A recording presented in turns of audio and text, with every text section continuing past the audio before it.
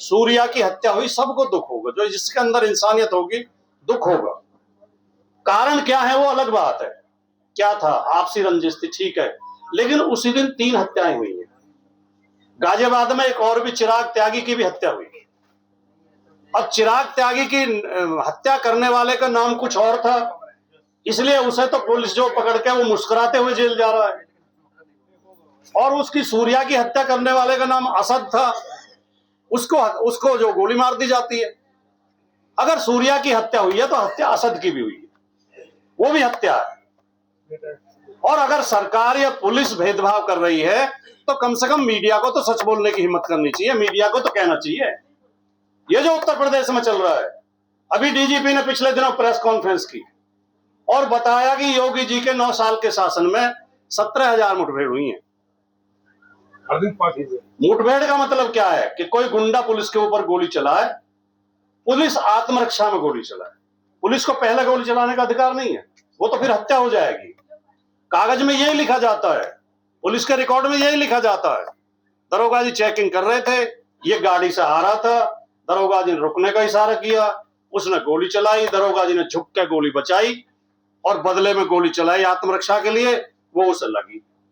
यही language, set language होती है सारे। मैंने तो क्राइम रिपोर्टिंग भी की है कुछ दिन, जब मैं पत्रकारिता करता था। एफआईआर की और गिरफ्तारी की एक ही वो होती है, सेट लैंग्वेज। जितनी भी पुलिस की गिरफ्तारी होती है, मुखबिर से सूचना मिली कि अपराधी फला जगह जाने वाला है, उठा के घर से लाते हैं, सबके सामने उठा के लाते हैं, कागज में लिखेंगे दरोगा जी वहां जो तलाश कर रहे थे वो गाड़ी में मिला, बस में, और उसे पकड़ के वहां से लाए। उसने भागने की कोशिश की, दरोगा जी ने दौड़ के पकड़ा, और दरोगा जी को पेट इतना निकला हुआ कि दरोगा जी 4 कदम नहीं दौड़ सकते, लेकिन कागज में लिखेंगे कि दरोगा जी ने छरेरे लड़के को, 18 साल के लड़के को दौड़ के पकड़ा। तो यही मुठभेड़ का किस्सा है। पुलिस कह रही है, डीजीपी कह रहे हैं कि 17,000 मुठभेड़ हुई है। मैंने हिसाब लगाया, 5 मुठभेड़ रोजाना बैठती है। जिस प्रदेश में 5 गुंडे रोजाना पुलिस के ऊपर गोली चला रहे हो, उसे कानून का राज कहेंगे या जंगल राज कहेंगे? जंगल राज। इसका मतलब तो गुंडों के मन से पुलिस का भय खत्म हो गया है, पुलिस से कोई डर ही नहीं रहा। 5 पुलिस वालों को रोज गोली मार रहे हैं और आप कह रहे हो कानून का राज है।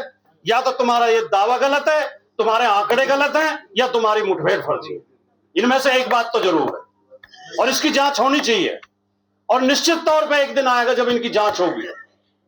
ऐसा नहीं है, जुल्म की जो उम्र है वो बहुत ज्यादा नहीं होती, जुल्म ज्यादा दिन नहीं चलता। अब इनकी आयु पूरी हो चुकी है, इनकी जांच होगी और जो दोषी लोग हैं वो जेल जाएंगे। लेकिन इसमें जो मीडिया का रोल है, हमारी मीडिया का, मैंने तो जब दिल्ली में जो दंगे हुए, उस दिल्ली दंगों के बाद मैंने एक लेख लिखा था, वो कई मैगजीन और अखबारों में भी छपा और सोशल मीडिया पे भी, और मैंने उसमें लिखा कि दिल्ली दंगों के जो असली आरोपी हैं, जो असली दोषी हैं, वो नोएडा फिल्म सिटी में बैठे हैं। ये जो रोजाना शाम को 5 बजे से 8 बजे तक जो आग उगलने का काम करते हैं उस पर टीवी चैनल पे, जिनका नाम है एंकर। ये एंकर जो है पत्रकार नहीं है, ये एक्टर हैं। ये वो करके क्या कहते हैं इसे, मेकअप वेकअप करके, टाई वाई लगा के और वो क्रीम पाउडर लगा के, और शाम को उस पे आते हैं कि उसके कैमरे के सामने खड़े होके और टीपी पे पढ़ते हैं जो टीपी पे लिखा होता है। उनसे कहने लगे टीपी हटा दी जाए तो वो 4 वाक्य नहीं बोल पाते। खैर ऐसा करने वाले तो देश भी चला रहे हैं जो बिना टीपी के बोलते ही नहीं है, उनकी भी विचारों की कुछ गलती नहीं है, जब देश में परंपरा ही ऐसी चल रही है। लेकिन मैं आखिर में ये कहते हुए कि ये जो जुल्म जाती चल रही है, ये हम सब के लिए बहुत शर्म की बात है। ये देश इतना शानदार देश है, इस देश की परंपराएं इतनी शानदार रही हैं, यहाँ हमारा सोशल फैब्रिक, हमारा भाईचारा, हमारी मेल मोहब्बत की जड़ें इतनी गहरी हैं कि हम एक दूसरे के तीज त्योहार में, एक दूसरे के सुख दुख में हमेशा काम आते रहे हैं। इस ताने बाने को बिगाड़ने की कोशिश की जा रही है, और उसमें मीडिया जो है बेशर्मी के साथ शामिल है, तो उसमें हमें चिंता है। इनका हम सबको मिलकर, आपको, हमको, सबको मिलकर मुकाबला करना है। और ये विश्वास, मैं कह सकता हूं विश्वास के साथ कि जीत अंत में हमारी होगी, जीत भाईचारे की होगी। नफरत हारेगी, झूठ हारेगा, सच जीतेगा, सच की जीत होगी। गुलाम सरवर साहब ने बताया कि ये कार्यक्रम 30 मई को हिंदी पत्रकारिता दिवस के अवसर पर होना था, लेकिन नहीं हो पाया किसी वजह से, तो आज पर्यावरण दिवस के अवसर पर हो रहा है। वैसे पत्रकारों का कार्यक्रम पर्यावरण दिवस पे ही हो, ये ज्यादा बढ़िया है, क्योंकि सबसे ज्यादा प्रदूषण आज पत्रकारिता में ही है और पत्रकारिता के पर्यावरण को ही शुद्ध करने की सबसे ज्यादा जरूरत है देश में। मुझे अभी पीछे शेर बोले जा रहे थे पत्रकार से संबंधित, तो आदरणीय उदय प्रताप जी का एक शेर मुझे भी याद आ रहा था कि जो सिर से लेके पांव तक खुददार नहीं है, हाथों में कलम लेने का हकदार नहीं है। और मेरा ये मानना है कि पत्रकारिता कोई उद्योग नहीं है, पत्रकारिता कोई व्यवसाय नहीं है, पत्रकारिता कोई दुकानदारी नहीं है, पत्रकारिता एक जज्बा है, पत्रकारिता एक जुनून है। जिसे पत्रकारिता करनी होती है उसे ना संसाधनों की चिंता होती है, ना दबाव की चिंता होती है, ना पैसे की चिंता होती है, ना लालच की चिंता होती है, ना उसके अंदर डर होता है। पत्रकार का काम है सच को उजागर करना, सच को बताना। और वो कृष्ण बिहारी नूर का मुझे एक शेर याद आता, आप सबने सुना होगा, बहुत फेमस शेर है उनका, कि सच घटे या बढ़े सच न रहे, झूठ की कोई इंतहा ही नहीं। तो जब सच नहीं होता है, जो न्यूज दिखाई जा रही है अगर उसमें सच नहीं है तो पत्रकारिता है ही नहीं, वो फिर कुछ और है, उसे आप कुछ भी नाम दे लें। पत्रकारिता, जो भारतीय पत्रकारिता की जहां तक बात की जाती है, हिंदी पत्रकारिता, हिंदी का पहला अखबार 30 मई 1830 को प्रकाशित हुआ, उद्दंत मार्तंड। लेकिन हिंदी पत्रकारिता की शुरुआत 1780 में हो चुकी थी। 1780 में जो पहला अखबार अंग्रेजी में छपा कलकत्ता से, उसके संपादक, उसके प्रकाशक भी एक अंग्रेज ही थे, जेम्स अगस्टन हिक्की। और मैं समझता हूं कि भारतीय पत्रकारों का आदर्श जेम्स अगस्टन हिक्की होना चाहिए। वो आदमी था जो अंग्रेज होते हुए अंग्रेजी सरकार के खिलाफ खुल के अपने अखबार में लिखता था, जो ईस्ट इंडिया कंपनी के घोटालों के बारे में लिखता था। उस समय जो वारेन हेस्टिंग्स, जो भारत के गवर्नर जनरल थे, उन्होंने उसके ऊपर मुकदमे किए, उसे जेल में डाल दिया। जेल में रहते हुए भी उसने अपना अखबार निकाला और आखिर में अंग्रेज सरकार ने उसकी प्रेस जब्त कर ली और उस पर रोक लगा दी और उसे अखबार चलाने से रोक दिया। तो जो पहला ही अखबार था देश का, वही एक बागी अखबार था, वही एक सत्यवादी अखबार था और निडर अखबार था। तो अब हमारी पत्रकारिता की नींव तो बहुत अच्छी पड़ी। फिर जब भारतीय स्वतंत्रता का आंदोलन जो चला 1857 से 1947 तक, उस पूरे 90 वर्ष के कार्यकाल में पत्रकारों का बहुत बड़ा योगदान है और अखबारों का, मीडिया का बहुत बड़ा योगदान है।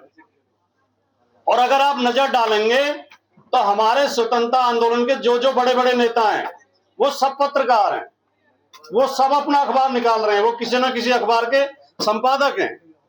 और जितने पत्रकार हैं जो अखबार निकाल रहे हैं, वो सब कहीं ना कहीं स्वतंत्रता आंदोलन में शामिल हैं। लेकिन उस समय के आज के समय की मैं एक तुलना करना चाहता हूं। अभी गुलाम सरवर साहब कह रहे थे कि शायद राजकुमार भाटी का संबंध भी पत्रकारिता से है। मैं बाकायदा वेतनभोगी पत्रकार रहा हूं, मैंने अखबारों में नौकरी की है 1987 से 1995 तक 8 साल मैंने अखबारों में नौकरी की है और मैंने पत्रकारिता पढ़ी भी है और फिर कॉलेज में पढ़ाई भी है। मैं फिर कॉलेज में लेक्चर हो गया था, मैंने वहां 5 साल पढ़ाया। मैं हिंदी साहित्य पढ़ाता था, हिंदी साहित्य में 100 नंबर का एक पेपर हिंदी पत्रकारिता का भी होता है, तो उसमें मैंने पत्रकारिता का इतिहास पढ़ा। तो जो उस समय के बड़े बड़े अखबार थे, जिन्हें अंग्रेज नेशनल प्रेस कहते थे, राष्ट्रीय अखबार कहते थे, वो सब अंग्रेजी सरकार की जी हजूरी करते थे, उनके समर्थन में लिखते थे। और आजादी की लड़ाई कौन लड़ रहे थे? देश की जनता की आवाज कौन उठा रहा था? देश के अवाम की आवाज कौन उठा रहा था? अंग्रेजी सरकार के जुल्म जाति के खिलाफ कौन लिख रहा था? जो छोटे छोटे साप्ताहिक, पाक्षिक और वो छोटे छोटे अखबार निकालते थे, 4-4 पेज के, 6-6 पेज के, खुद संपादक प्रेस में खड़े होकर छपवाते थे, फिर थैले में रख के बांट के आते थे। कोई 500 छपता था, कोई 1000 छपता था, कोई 2000 छपता था, और अंग्रेज सरकार उनके खिलाफ मुकदमे कर देती थी, संपादक को जेल भेज देती थी, मशीन जब्त कर लेती थी, जमानत करा के जेल से छूट के आते थे, फिर कर्जा लेते थे, जमीन बेचते थे, और दूसरे नाम से दूसरी प्रेस लगा के फिर अखबार शुरू कर देते थे। तो देश की आजादी की लड़ाई उन लोगों ने लड़ी, पत्रकारिता की लड़ाई उन लोगों ने लड़ी। आज भी हालत यही है। आज जो बड़े बड़े मीडिया चैनल्स हैं या मीडिया घराने हैं, जो मीडिया हाउस हैं, वो सब पूंजीपतियों के हैं, वो सब उद्योगपतियों के हैं। जो 100 करोड़ 500 करोड़ 1000 करोड़ रुपए लगा के उन्होंने ये मीडिया हाउस खड़े किए हैं। तो उनसे अगर हम ये उम्मीद करें कि वो हमारी बात कहेंगे, तो ये हमारी भी मूर्खता है। वो बात कहेंगे सरकार की, क्योंकि सरकार से उन्हें बड़े बड़े पैकेज मिलते हैं, सरकार उन्हें जमीन देती है, सरकार उन्हें लोन देती है, सरकार चैनल चलाने के लिए पैसा देती है। अगर आज सही मायने में पत्रकारिता आज भी कर रहे हैं, तो जो छोटे छोटे यूट्यूबर्स हैं, जो छोटे छोटे न्यूज पोर्टल चला रहे हैं, या छोटे छोटे अखबार वीकली अखबार निकाल रहे हैं, असली पत्रकारिता वही लोग कर रहे हैं। तो हमें हिम्मत नहीं हारनी है। हमें पत्रकारिता का दौर खराब है, ये बात सही है, लेकिन सच्चे पत्रकार भी देश में बहुत मौजूद हैं जो सच्ची पत्रकारिता कर रहे हैं। तो हम ये अपने आजादी के आंदोलन की लड़ाई के इतिहास से हम ये अनुभव से सीख सकते हैं, ये शिक्षा ले सकते हैं कि ये दौर गुजर जाएगा और जीत अंत में सत्य की ही होगी, झूठ की जीत नहीं होगी। अब लोगों ने वो चैनल देखने बंद कर दिए हैं। जिन चैनलों के बहुत ज्यादा व्यूअर्स होते थे, जिनकी टीआरपी बहुत ज्यादा होती थी, जब वो रोजाना झूठी परोसते हैं। आप देखिए, ऑपरेशन सिंदूर चला, भारत ने कुछ कार्रवाई की पाकिस्तान के अंदर, जब वो हमारे यहाँ कुछ आतंकवादियों ने हत्या कर दी थी, तो हमारे चैनल का जो चैनल थे वो क्या दिखा रहे थे?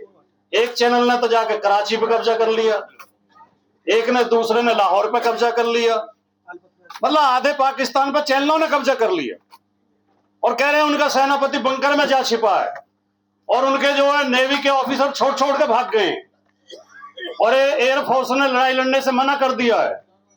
और जब शांति हुई पता चला ऐसा तो कुछ हुआ ही नहीं था। तो ये काहे की पत्रकारिता, ये कौन सी पत्रकारिता? मैंने तो एक दिन एक जो एंकर उनमें बढ़ चढ़ के थी, अब नाम लेना ठीक नहीं है, फिर वो व्यक्तिगत वो मानी जाती है, वो बहुत बढ़ चढ़ के बता रही थी कि इतने पाकिस्तान पर कब्जा होगा, इतना कब्जा होगा। मैंने उसके शो में कहा, अभी चली ईरान की अमेरिका की लड़ाई, 40 दिन चली, तो मैंने कहा भाई अमेरिका की मीडिया तो बहुत कमजोर है भारत की मीडिया के सामने। देखो, भारत की मीडिया ने 3 दिन में आधे पाकिस्तान पर कब्जा कर लिया था, और अमेरिका का एक चैनल 40 दिन में जरा से भी कब्जा नहीं कर पाया ईरान पे। तो वो शर्मिंदा सी तो हो गई, शर्मा आ गई, वो उसे लगा कि उनमें तो तू भी शामिल है। तो ये जो पत्रकारिता चल रही है, अभी गुलाम सरवर साहब कह रहे थे, देखिए ये जो बच्चे की दुखद मृत्यु हुई, हत्या हुई उसकी, और जो हमारे पत्रकार साथी यहाँ कम संसाधनों में अखबार निकाल रहे हैं, चैनल चला रहे हैं, उनके लिए एक शेर बोल के अपनी बात समाप्त करता हूं कि है नहीं शमशीर अपने हाथ में तो क्या हुआ, है नहीं शमशीर अपने हाथ में तो क्या हुआ, हम कलम से ही करेंगे कातिलों के सिर कलम।